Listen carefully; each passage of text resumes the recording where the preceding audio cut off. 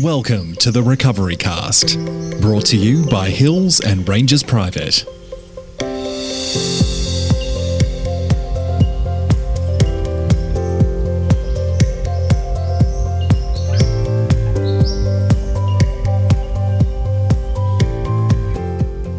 Well, hello.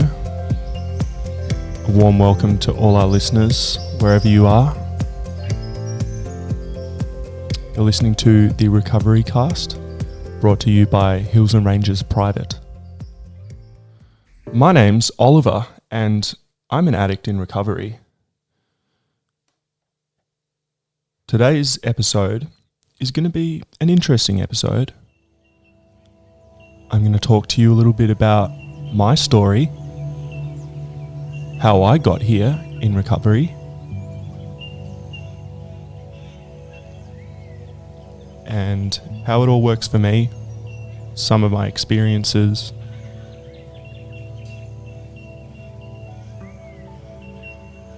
But first, we are going to read from the JFT, Narcotics Anonymous Just for Today reading. Today's reading is from October 12, and it's entitled Being Right.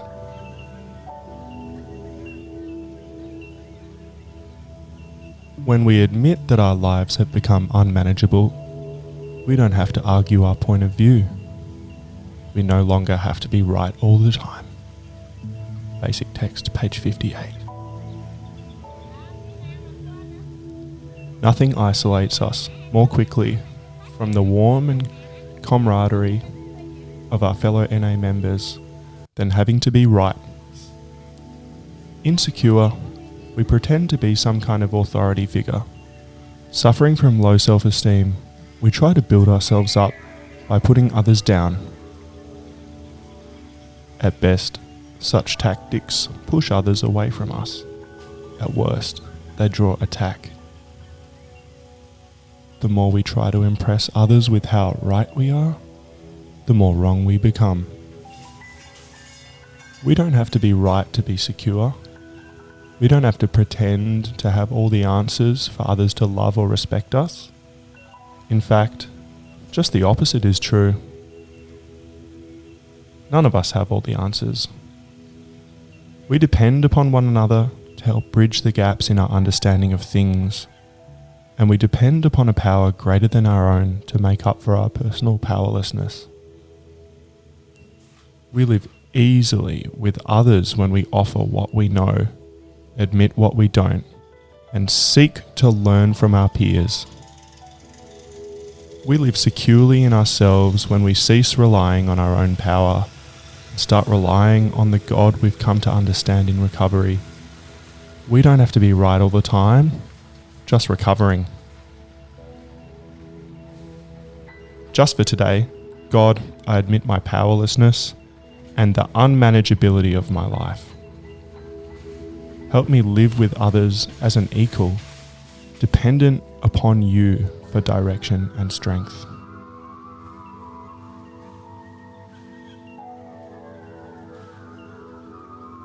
That is an enormous reading, very interesting to sort of explore all the facets of information included in that. And if you can hear some background noise, it's because there are arborists working on a tree right outside my studio. Just one of the exciting things that life has to serve up for us. We can't control it. So, what I got from that reading that I'll share with you is it's so much about being right. That in recovery, the deeper we delve down into just the way our minds work and the way our addiction has manifested in our personalities and in our needs and desires and wants. For me, I have just realized that I actually don't have to be right all the time. And that is a really, really powerful realization, and it took a lot of time. What I understand of this reading is it touches on a few steps And I'd really like to talk to you about the steps that are included. It speaks to me about powerlessness and unmanageability. And in the 12 steps, that's actually step 1. That we realized that we were powerless and are powerless over our addiction, and our lives had become unmanageable. It also speaks to me about how, as I said, none of us have the answers. And so that opens up the opportunity for us to come to believe in some kind of higher power that can guide us and just ensure that our lives will continue along and we don't actually have to try and run the show. And that brings us to step 3, which is that in the last part of the reading it says that we're dependent upon our higher power for direction and strength. And that is where we are making a decision to turn our will and our lives over to the care of God as we understood him. So when I say God, I just mean some kind of higher power, something greater than me. We'll touch on that. What does that mean? What my higher power means for me is just that. Some kind of higher power. I went to a Anglican school, a religious school, and I experienced a sort of a religious experience while I was there. You know, I went to church, and being a teenager, I rebelled against that. And when I came into recovery and when I went to my first NA meeting and I saw that G word, I saw God on the wall, I thought, oh no, not this again. But then it was explained to me that it doesn't have to be the white man in the white bearded man in the sky that is incredibly concerned with our actions and what we do. It's more just a loving energy for me. And I choose to believe in the present moment and the universe. And that it's comforting for me because the universe will always continue on as planned. And all of my problems in the world become very small and insignificant. And I have faith that everything will be okay. That's all it is for me. So let's talk about my experience with addiction and how did I get into recovery. I spent a very, very long time in my life using and trying to control my using and trying to stay on top of it and have a career and study and be a functioning member of society. And the elephant in the room was that I actually wasn't very good at it. I would always be trying to control how much I was using or what I was using, and I was always failing. And as time progressed, my addiction progressed, and it got to the point where I just couldn't take it anymore. And it took a long time to get there. But when I was finally there was a moment of powerlessness where I decided to surrender. I'm going to talk about that surrender after the break.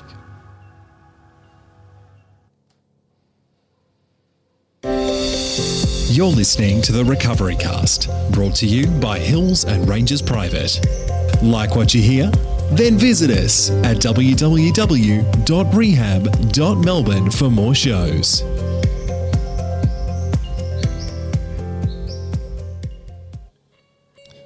That's right. Thanks to Hills and Ranges Private for having me again. So my surrender Yeah. I'd tried to stop multiple times in my using. And perhaps in the beginning where something happened and I was shocked into the reality of my situation, I would stop for a little while, but sure enough, I was always going back to my old ways, and this occurred many times, and the thing was, the more time progressed, I was actually less and less able to control it, and I wasn't actually able to stop in the end.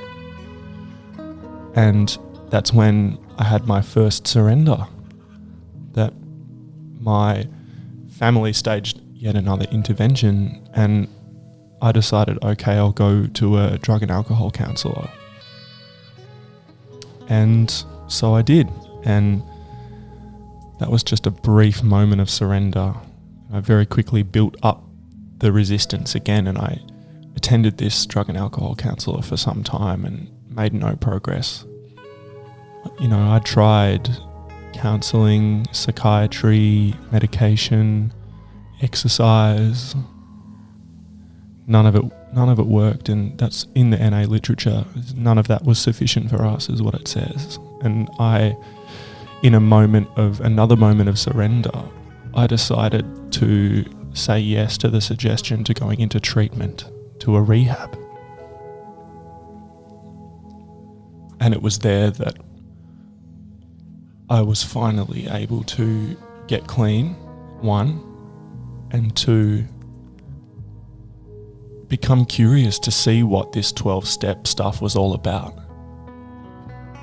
It had been suggested to go to NA or to go to AA, go to a 12-step fellowship.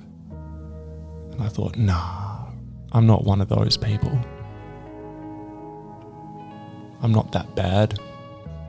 I won't fit in there. They'll laugh at me. I didn't use the right drugs, or I'd never done those crimes, or I was never homeless. So I was always making excuses. But when I went into NA, I found that it was filled with a whole bunch of people, an entire cross-section of society.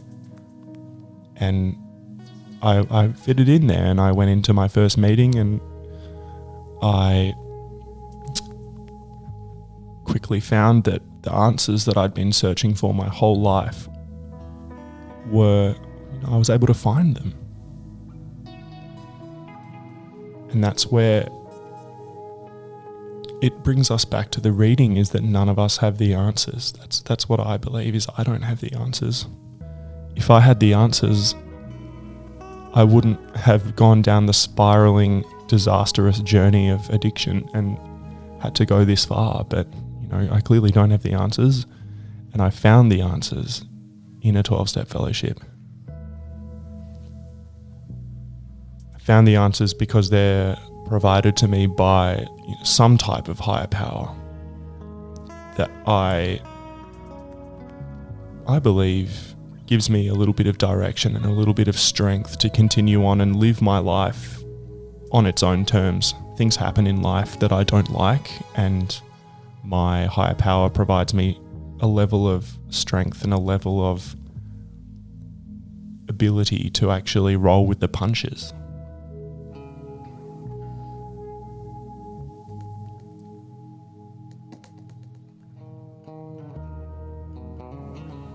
I'm going to talk about briefly that moment where I realised I couldn't do it anymore. I'd been searching my whole life for the answer, and when I actually was able to open up, when it got that bad, I had to change. And the fear of change, I was always afraid of actually going and getting treatment and afraid of going to meetings. There was a moment where that wasn't so scary, because it was actually scarier to continue what I was doing. And that was the point where I had my big surrender.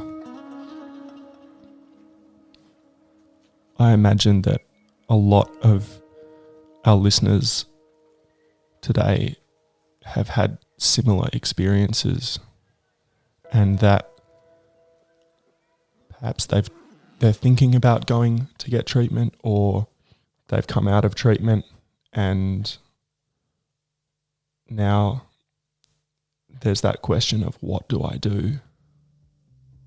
How do I negotiate this part of my recovery and my journey?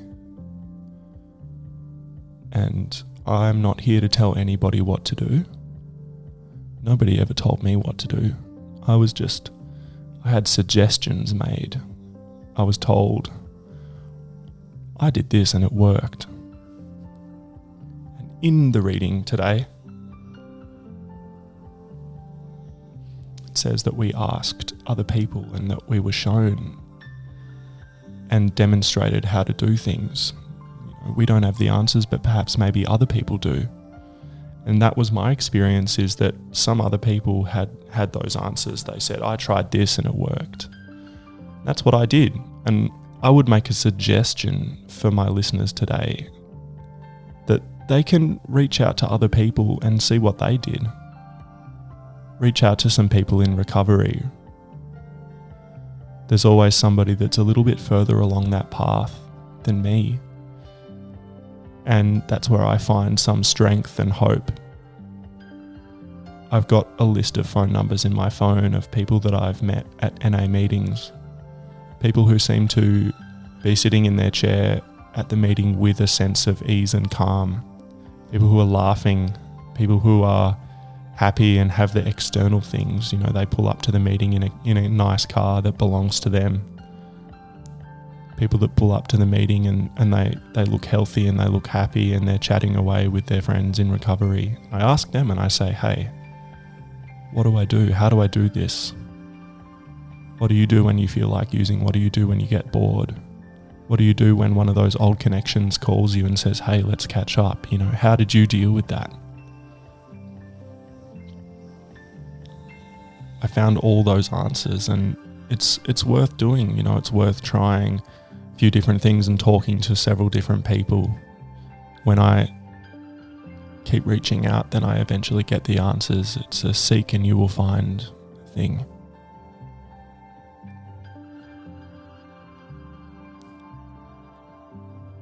We'll talk more about this. We'll talk more about all things recovery, and we're going to touch on the steps. We sort of did a bit of a 1, 2, and 3. That's the foundation. We'll talk about more. Any questions you may have, I'm sure they're going to be answered at some stage here. And in the meantime, maybe today you can just do something for your recovery. Could be anything. Something to make yourself feel at ease. Call someone else who's in recovery, have a chat to them. Go to a meeting. Go to an online meeting. You don't even have to leave your house. That's the stuff that I did that helped me. And I'm going to be sharing a whole heap of stuff about this more and more over the subsequent episodes. Until then, I hope you have a really great day. Take a moment to be thankful of where you are in your journey. Gratitude helps as well.